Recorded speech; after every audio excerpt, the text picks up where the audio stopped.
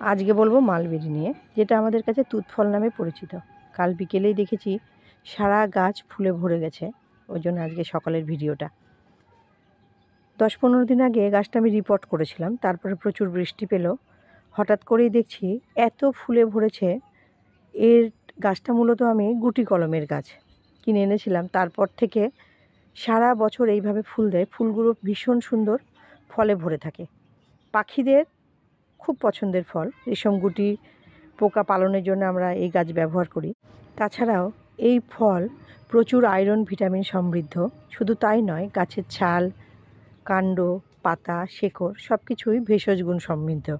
ছাদ বাগানের টবে রয়েছে আমার গাছটা, যত্ন তেমন কিছু লাগে না।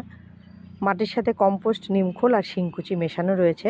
বছরে একবার মাটি পরিবর্তন করে দিই। এই মাটি পরিবর্তন করার পরেই আমার 15 দিন পর গাছ এরকমভাবে ফুলে ভরেছে, তারপর ফল হবে। ফলগুলো দেখাচ্ছি।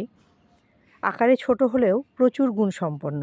আর ছোট্ট একটি ডাল লাগালেও নতুনভাবে গাছ তৈরি হয়ে যায়। এই গাছগুলো আমার 2-3 মাসের হবে। ডাল ছেঁটে ফেলে না দিয়ে গুজে দিয়েছিলাম টবের মাটিতে, গাছ হয়ে গেছে, সাথে ফলও হচ্ছে। এই যে একটা ফল দেখাবো আমি। পাতাগুলো চেনার উপায় হলো খসখসে, আর কানাচেগুলো একটু খাঁজকাটা। এই গাছ লম্বায় খুব বেশি বাড়ে না, পিঞ্চ করতে পারলে ঝোপালো হবে, আর ফুলের পরে ফলে ভরে ওঠে। ফুলের আকার ছোট হলেও দেখতে কিন্তু ভীষণ সুন্দর। গাছের পাতা ঝরে, নতুন পাতা গজায়।